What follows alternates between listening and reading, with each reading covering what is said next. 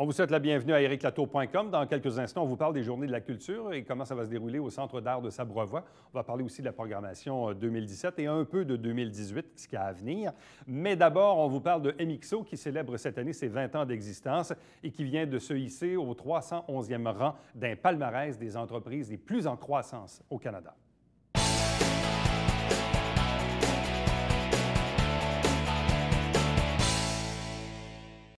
Vous savez que l'agence MXO célèbre cette année son 20e anniversaire. C'est une entreprise qui, oui, depuis ces dernières années, est en forte croissance. D'ailleurs, cette croissance a été soulignée à l'occasion d'un classement canadien, le Profit 500, où on dit que MXO se classe au 311e rang dans ce palmarès. Avec nous pour en parler, le président d'MXO, Steve Trenc. Bonsoir. Bonsoir, Éric. Accompagné de Julien Halde, qui est vice-président développement des affaires. Bonsoir et bienvenue. Bonsoir. Déjà 20 ans. Oui, déjà. Et toujours en croissance, et une croissance même un peu plus accélérée que la moyenne des entreprises. Oui, c'est la deuxième année qu'on est au Profit 500. En fait, ça souligne notre croissance entre les années 2011 et 2016 inclusivement, donc sur les 5 dernières années. Donc, nous, en 2010, 2011 et la situation qu'on a vécue en 2015-2016, il y a vraiment une croissance accélérée, ce qui a fait qu'on a eu beaucoup d'ajustements dans l'entreprise, mais là, on récolte actuellement les fruits de ce dur labeur. Bon, et à quoi peut-on attribuer, Julien, cette croissance dite accélérée? Bien, à plusieurs facteurs, mais je dirais notre collaboration avec notre clientèle. Je pense qu'on a une belle vision de croissance organique chez MXO, puis on cherche à livrer des résultats pour nos clients, puis à avoir une croissance avec eux. Ça a toujours été ça, notre vision. Donc, on s'associe à une clientèle qui désire elle-même avoir une croissance. Puis on travaille avec elle à livrer des bons projets qui vont créer beaucoup de valeur chez le client. Bon. Parlez-nous un peu du Canadian Business ou encore ce fameux classement Profit 500. Qui est là-dedans? C'est géré par qui? Bref, c'est quoi le topo de cette organisation-là, de ce classement-là? Oui, bien, en fait, il y a le magazine McLean qui est derrière ça. Et ça fait, malheureusement, je ne sais pas depuis quand, mais au moins 20-25 ans que le palmarès existe. Et en fait, les entreprises soumettent leur candidature, leurs états financiers. Donc, c'est pas le processus est assez rigoureux, donc ça prend tout près de 6 mois. Et à chaque fois qu'on passe une étape, bien là, ils nous demandent des questions supplémentaires. Et à la fin du processus, habituellement, vers le milieu de l'été, ils nous disent si on est retenu ou non. Et on sait notre classement officiel généralement au début septembre. Et en quoi c'est important de faire partie de ça pour votre industrie? Bien, en fait, c'est bon pour nous parce qu'il y a un événement qui est l'événement Profit 500 qui va se tenir à Toronto dans 2 semaines. Cet événement-là nous permet justement d'aller rencontrer des entreprises canadiennes qui sont en croissance. J'y ai été l'année dernière. C'est déjà été pour nous une incursion sur le marché torontois. Et cette année, bien là, au lieu d'y aller seul, j'y vais avec mes associés. Puis notre objectif, c'est vraiment d'aller mettre un pied à terre là-bas, de rétablir des contacts avec les gens du Canada anglais, parce que nous, la croissance passe évidemment par nos clients qui sont bien établis ici, mais nos clients aussi veulent explorer le marché canadien. Donc, d'avoir nos entrées là-bas, ça va nous aider aussi. Ça permet quoi, du réseautage? C'est sûr que ça permet beaucoup de réseautage. En général, on ne se le cachera pas, c'est 500 entreprises qui ont connu aussi une belle croissance. Comme je le mentionnais tantôt, ça fait partie du type d'entreprise avec lesquelles on a envie de travailler. Puis je pense qu'au-delà du réseautage, pour compléter un peu la réponse de Steve, c'est on est une agence marketing. Fait que les entreprises qui ont envie de s'associer avec un partenaire de croissance comme nous, bien, logiquement, quelque part, ils vont vouloir s'associer à une entreprise qui a une certaine croissance, qui a de la vision, là, puis qui a de la pérennité dans ce qu'il fait. Donc, c'est bon pour la marque, pour MXO.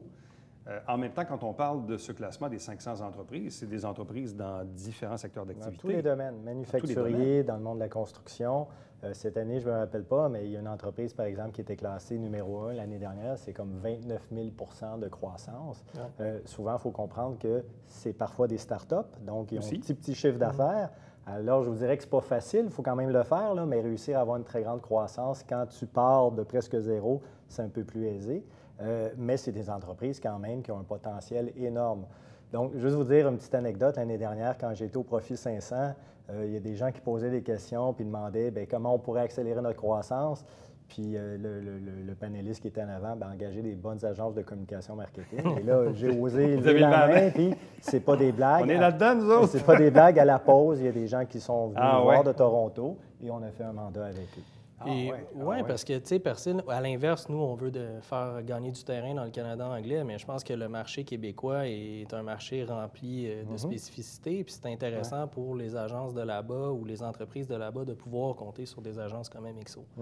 Fait qu'il y a beaucoup de liens. Je pense que c'est très bidirectionnel, le type de business qu'on peut développer dans un événement comme ça. On parle donc chez vous d'une croissance de revenus de 189 sur la période allant de 2012 à 2016. On dit que seulement 81 compagnies québécoises se sont taillées une place dans le palmarès, dans le Profit 500. Croissance de revenus, 189 c'est quand même beaucoup. Oui. Les actionnaires sont heureux? Bien, c'est sûr qu'on est heureux, là. On ne s'en plaindra pas, mais avec la croissance des revenus, nous, on est une entreprise de service, donc c'est des heures que l'on vend. Ça veut dire que 189 de plus de revenus, bien, c'est 189 d'heures de plus à livrer aussi. Donc, ça prend une structure qui réussit à suivre. C'est ce qu'on a réussi à faire parce qu'on a été très rigoureux là-dedans. Puis, comme Julien le dit très bien, bien, nous, c'est de travailler en partenariat avec nos clients. Puis, on n'est pas là pour voler le show. C'est nos clients qui doivent vraiment être mis à l'avant-plan parce que si eux autres ont une croissance des revenus, bien, ils sont contents puis ils continuent à travailler avec nous. Puis moi, ma fierté derrière ça, c'est beau le palmarès, mais c'est surtout d'avoir une entreprise qui est dans le Profit 500, qui est ici à Saint-Jean. Je suis natif d'ici, Julien aussi. Oui, on va à Toronto, c'est pour aller chercher de la clientèle. Ce n'est pas nécessairement pour aller s'établir là-bas. Mais d'ailleurs, puis vous êtes établi même dans le Vieux-Saint-Jean. Oui, absolument. Toujours au même endroit. C'est pas trop petit, non?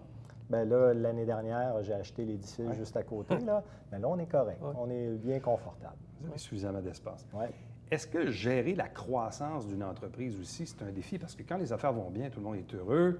Puis là, on embauche, puis on grossit, puis on embauche, puis on grossit. Mais il y a aussi un risque relié à une croissance, des fois, qui va un peu trop vite que prévu. Des fois, les murs craquent. C'est ça. C'est quoi les conseils qu'on se donne ou qu'on va chercher pour dire là, les affaires vont tellement bien que ça devient ce qu'on appelle un heureux problème. Comment on gère ça, un heureux problème? Bien, comme on le dit souvent, dans un heureux problème, il y a le mot problème. C'est ça.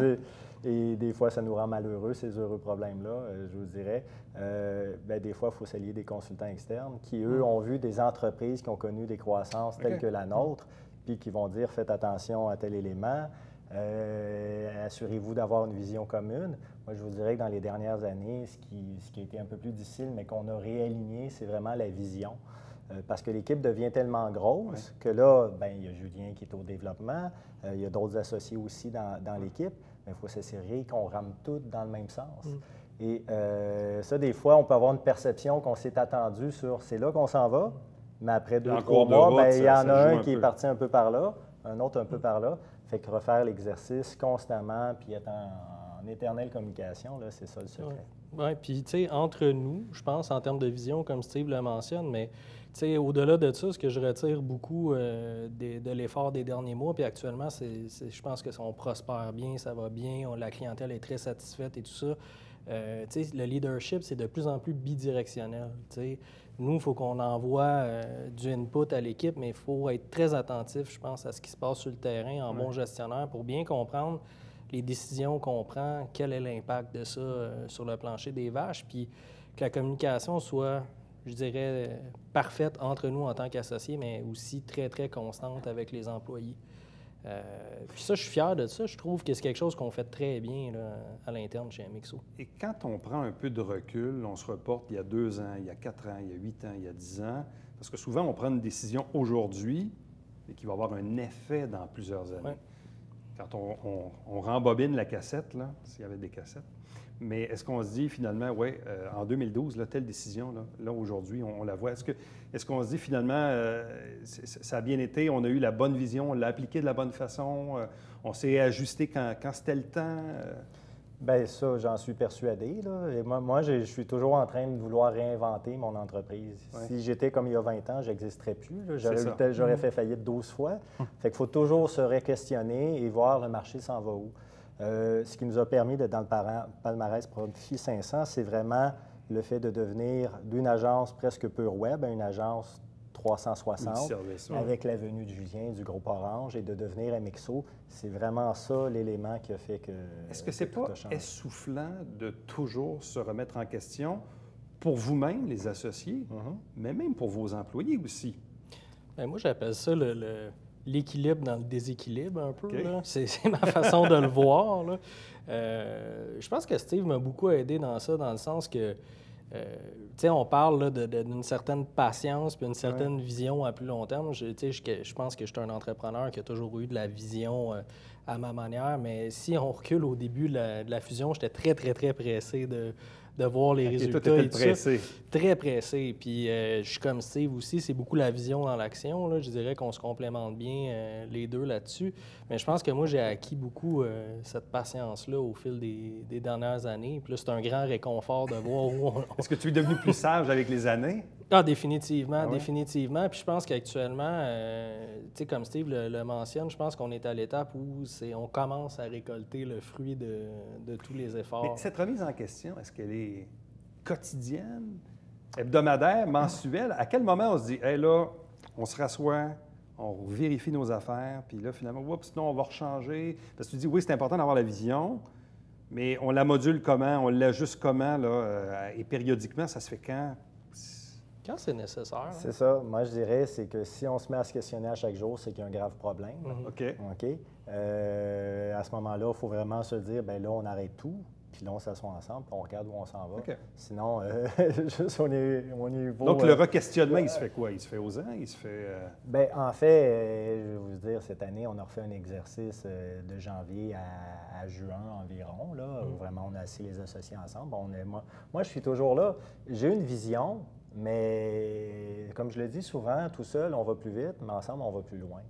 Puis moi, ma vision, c'est d'aller vraiment plus loin avec cette entreprise-là parce que j'y ai été vite tout seul. À un moment donné, je me suis planté dans le mur d'aplomb, puis ça fait mal. Ça fait que j'aime mieux dire, on va y aller plus tranquillement, puis on va voir d'autres contrées qu'on n'a jamais découvertes ensemble. Mais ces contrées-là, bien, je peux bien dire c'est quoi la destination, mais il faut qu'ils aient le goût d'y aller, eux autres aussi. Tu sais, moi, ce que je te dirais aussi, c'est que, il ne faut pas avoir peur de se re-questionner. Là. Puis là, je le vois plus dans une optique. Tu sais, on en a souvent parlé en termes d'offres. Nous, on rentre vraiment très loin chez la clientèle là, en termes d'analyse, puis ça va jusqu'à l'interne, les processus et tout ça. Fait que d'être honnête, je pense, sur où on est, va nous aider à se rendre beaucoup plus loin. Fait que, tu sais, je pense que les remises en question qu'on se fait aussi, c'est des fois juste des statuts sur où on en est là, dans la situation. Puis, OK, parfait, on s'en va toujours dans cette direction-là, oui. Puis, tu sais, quand je parle de vision dans l'action, c'est un peu ça. Fait que, tu sais, des fois, ça peut être un grand changement, des fois, ça peut être plus micro, là, c'est pas... Mais c'est important de le faire puis d'être surtout honnête sur ce qui va apporter réellement de la valeur pour l'entreprise, tu sais, et non pas ces petits objectifs là, personnels. Là, quand vous regardez ça, en terminant là, sur une échelle de 3 à 5 ans, est-ce que déjà vous avez un peu une vision d'avenir de comment l'industrie va changer un peu, on va devoir se réajuster? Est-ce que déjà vous le sentez, vous le prévoyez? Bien oui, tout le temps. On est toujours à l'affût, mais au-delà de ça, on est une entreprise qui travaille avec des gens. Puis moi, je pense qu'on parle de l'industrie des communications, du web et tout ça, mais moi, c'est plus comment l'entreprise doit fonctionner, qu'elle soit une entreprise manufacturière ou une entreprise de service. Puis c'est vraiment pour moi de donner un peu plus de liberté aux gens qui en font partie. Ce qu'on a vécu difficile peut-être dans les dernières années, c'est que la structure, à cause de la croissance, est devenue tellement rigide qu'en année, les employés n'osaient plus prendre des initiatives. On l'a tous senti dans la compagnie. Et le questionnement qu'on a eu dans les derniers mois, c'est vraiment de dire, bien là, l'organisation nous a aidés, mais là, elle nous étouffe. Okay? Si on veut être encore dans le profit 500 dans 5 ans, il faut vraiment enlever ces chaînes-là. Et c'est un exercice qu'on a cet été, dans le courant de l'été, qu'on a mis en place. Et déjà, on sent que les employés qui se disaient, OK, là, il faut que je fasse attention parce qu'il y a telle procédure, bien, en enlevant ça, bien, on redécouvre des nouveaux employés. Et là, les idées germent, puis là, sky is the limit, encore une fois. Puis, comme on a discuté aussi déjà ensemble, je pense qu'on est plus dans un mode où on adresse les besoins de notre clientèle plus qu'on offre des services. Puis ça, c'est quelque chose qu'il faut qu'on continue à faire. Steve puis moi, je pense qu'on est pareil là-dessus. Si demain, on fait un 180 degrés dans notre offre de service, il n'y a personne qui va être malheureux si ça fait du sens, tu sais. Puis même, je dirais que semi-secrètement, j'ai un associé qui commence à développer des beaux petits projets à l'interne. C'est encore embryonnaire, mais l'offre de service va encore prendre de l'ampleur au courant de la prochaine année. À vous deux, merci beaucoup. Félicitations et bonne chance pour la suite. Merci beaucoup, Éric. Restez avec nous. Au retour, on vous parle de la programmation 2017-2018 du Centre d'art de Sabrevoix.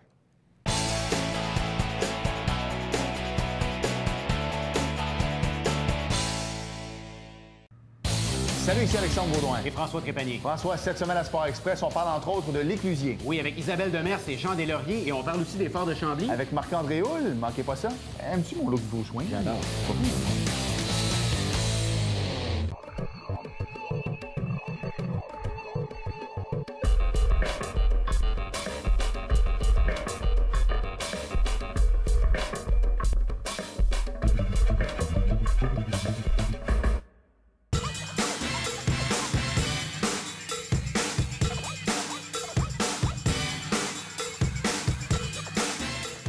Dimanche, 9h30, Télé Bingo, on vous attend.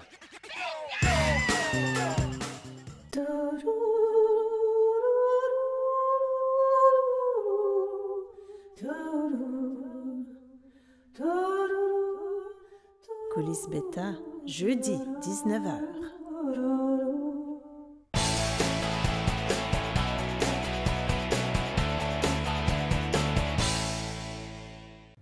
Programmation culturelle du côté du Centre d'art de Sabrevoix. Avec nous, deux invités pour en parler. D'abord, Marie Chouanière, bonsoir. Bonsoir. Accompagnée de Thomas Hodgson, qui est auteur, compositeur, interprète. Bonsoir et bienvenue. Merci, Eric. Bonsoir. Tout d'abord, Maryse, nous expliquer un peu, parce que, bon, là, on est à l'automne. C'est vrai que c'est les Journées de la culture aussi en fin de semaine. Et je pense que c'est un peu comme le démarrage de votre saison, avec, entre autres, les Journées de la culture. Oui, bien, en fait, on va parler des Journées de la culture. Je ne sais pas si tu veux commencer. On parle des Journées de la culture, vu que ça commence comme ça. Ben oui, mais finis ta phrase. Moi, en tout cas, je me disais, je peux parler de la programmation après, du reste de la programmation. Fait que c'est vrai qu'on commence à chaque année, c'est la 6e année, avec les Journées de la culture. Et puis cette année, on a le plaisir d'avoir l'inventaire des lieux à Sabrevoix. Alors, Thomas, va nous en parler des Journées de la culture. C'est un rendez-vous qu'on ne manque jamais au Centre d'art parce que c'est en même temps, ça coïncide avec l'anniversaire du Centre d'art. Oui. Donc, à chaque année, c'était il y a 6 ans, dans le fond. 6 ans. Aïe, aïe, aïe, ça va vite, hein? Oui, ça avait été lancé pendant les Journées de la culture. Donc, cette année, on remet ça. Et puis, sur 2 journées, donc oui, il y aura l'inventaire des lieux, mais ça arrive le dimanche. On peut peut-être parler du samedi, puisqu'il y a des activités aussi le samedi. Donc, il y aura un pique-nique familial qui dès 11h. Donc, c'est un beau site pour ceux qui ne sont jamais allés. C'est une ancienne chapelle église anglicane. Et puis, donc, avec un beau terrain gazonné autour, des pins matures et tout ça, c'est vraiment très joli. Donc, pique-nique à l'extérieur, si possible, si le beau temps continue. En espérant que ça soit un peu plus frais. Et puis, après ça, on entre. Donc, on va digérer en faisant un cercle rythmique avec l'artiste musicien Bruno Roy. Donc, c'est le principe de la musique ensemble. Donc, il apporte toutes sortes d'instruments et puis il fait faire des rythmes aux gens. Donc, dans le principe d'un cercle, chacun participe et puis ça crée une espèce de rythme symbiotique au final. Donc, ça, c'est pour samedi qui vient. Pour samedi, exactement. Dès 11h le matin pour le pique-nique. Mais ça se continue jusqu'à quelle heure le samedi? Bien, en fait, dans le fond, après ça, l'après-midi, c'est l'activité avec Bruno Roy, Ouais. le cercle rythmique. Et en fin d'après-midi, là, il y a un vernissage pour une exposition particulière. Très C'est particulière. très particulière. Qu'est-ce que c'est? Qu'est-ce que c'est? On a éveillé la curiosité. En fait, on a reçu un courriel de Gilles Bérubé, qui était allé au Musée des Beaux-Arts parce qu'il avait vu des meubles d'une dame Meunier-Biélaire. Et puis, elle est née à Sabrevoix. C'est une designer qui était quand même très connue et populaire, qui travaillait chez Eaton, les vitrines et tout ça, qui est née donc à Sabrevoix en 1900. Fait qu'on est allé au musée et on a pu avoir, on n'a pas les meubles, là, mais on a pu avoir des photos, puis toutes sortes effectivement, son histoire et tout ça. Fait que là, on a l'exposition, le vernissage à 4 heures, donc de cette exposition-là, qui va devenir une exposition, je pense qu'on va garder quand même, qu'on va ressortir de temps en temps, parce que c'est une personne importante, donc qui est née à Sabrevoix. Oui, puis c'est un peu la mission du Centre d'art à Sabrevoix, bien sûr, de recevoir des artistes d'un peu partout, mais de redonner aux gens de Sabrevoix un accès à la culture directe. Donc, en plus, dans ce cas-ci, d'un artiste qui vient de chez eux. C'est ça. Et là, pour le dimanche 1er octobre, c'est l'inventaire des lieux. Exactement, qui est de retour sur le territoire. Donc, on y va pour une 12e chanson pour l'inventaire. Nous, on arrive, les musiciens, dans le fond, on arrive dès le 9h le matin.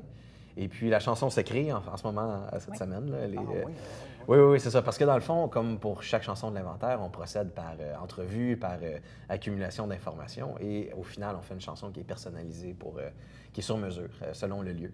Donc là, c'est une chanson qui parle, qui s'inspire du Centre d'art de Sabrevois, également, justement, ancienne église anglicane. Donc, on joue un peu avec tout cet aspect-là de l'histoire, puis la transition entre la spiritualité religieuse et la spiritualité dans l'art, mettons, l'accès au sens de la vie par l'art et tout ça. Ouais. on joue avec tout ça. Et donc, elle se termine cette semaine. Et puis, dimanche matin, on arrive. On va créer les arrangements sur place avec, avec des amis musiciens qui vont venir. Donc, on se crée une version satisfaisante pour tous. Et en après-midi, dès 13h, les gens sont donc invités à venir assister à l'enregistrement en direct de la chanson. Okay. Donc, on va se faire des prises en boucle. Parce que, dans le fond, là, vous avez une échéance. Oui. Donc, il y a une obligation de résultat. Il y a un travail, il y a une discipline qui se crée. Oui. Mais en même temps aussi, ça force la création dans un terreau quand même assez fertile, à l'endroit même du Centre d'art de Sabrevois. Mais, donc, vous savez que dimanche à 13h, vous devez livrer une chanson. Oui, exact. Un peu de pression. C'est intéressant. Un peu, mais... Et jusqu'ici, que dit l'inspiration des lieux? Bien, c'est ça. C'est un peu de ce clin d'œil-là à son passé religieux. Culture. Oui, mais c'est ça. C'est un peu le lien. Puis si on retrace la racine profonde de culte et culture, on arrive à la même signification. Et donc, c'est ce jeu-là, mais aussi le fait que c'est un centre d'art. Donc, c'est au milieu de. Puis, évidemment, l'inventaire des lieux, c'est une exploration sonore. Le son se répand à 360 degrés. C'est sphérique, une onde sonore. Donc, la notion de centre. Ça fait qu'on joue un peu avec tout ça. Et donc, le dimanche, vous présentez ça à 13h. Est-ce que ça se continue un petit peu après ou c'est quoi? C'est 13 à 17. 13 à 17. Dans le fond, nous, on est à ce moment-là en enregistrement. Donc, on va le faire jusqu'à temps qu'on soit satisfait de ce qu'on offre, en espérant réussir à faire au moins une bonne prise. Parce que c'est un enregistrement en direct. Donc, on va essayer de faire des retouches par après, mais idéalement, il faut réussir comme une bonne prise. Donc, une fin de semaine assez bien remplie donc pour lancer la saison avec les Journées de la culture au Centre d'art de Sabrevois. Une fois ce week-end passé, que nous réservent les prochaines semaines? On continue, on arrive au 22 octobre, on se repose un peu. Il faut se remettre un peu. Mais c'est le 22 octobre à 16h un dimanche. On aime beaucoup ça, nous, les dimanches, soit à 11h, soit à 16h. Donc, le 22, c'est Valérie Lahaye qui vient nous offrir son étoile anonyme.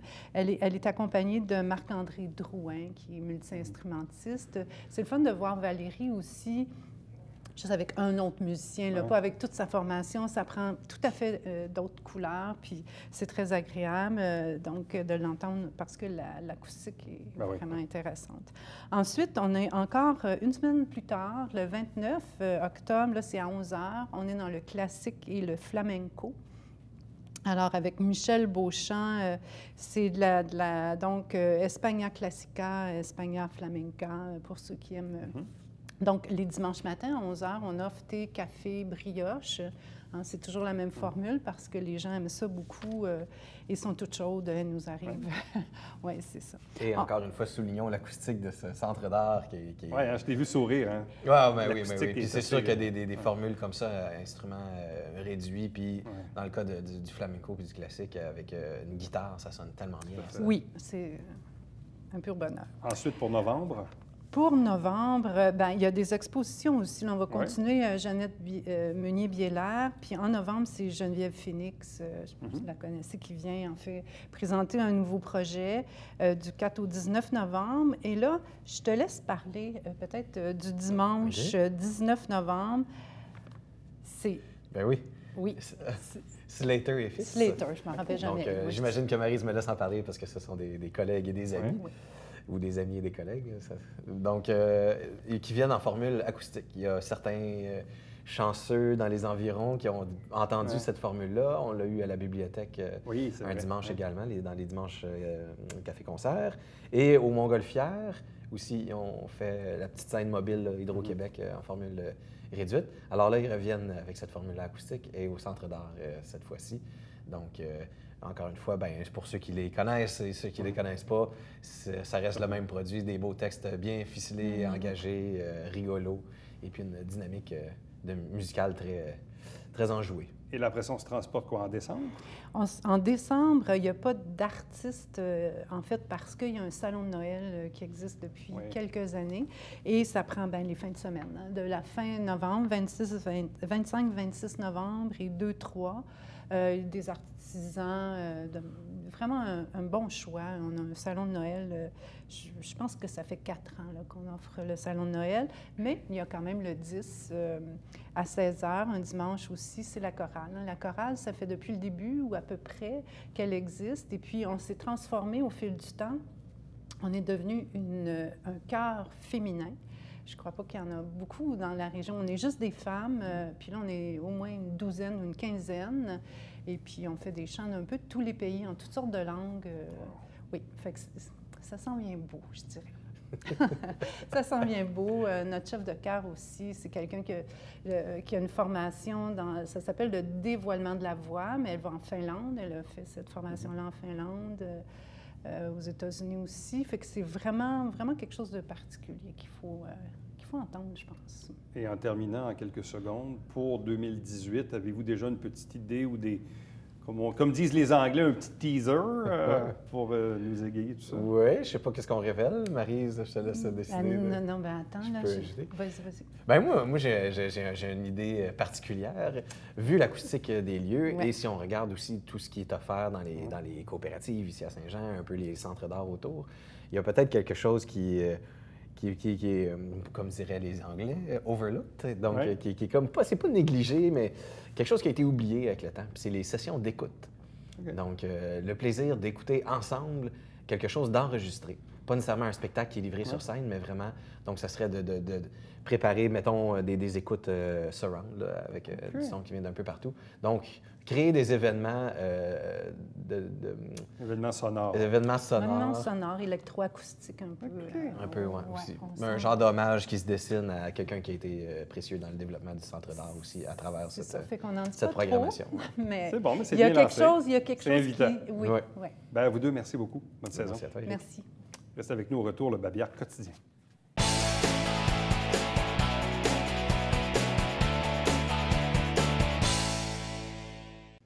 Une carrière vous intéresse dans le monde de la santé. On recherche beaucoup de préposés aux bénéficiaires au 6 de la Montérégie-Centre. Si ça vous intéresse, vous avez l'adresse Internet à l'écran en ce moment.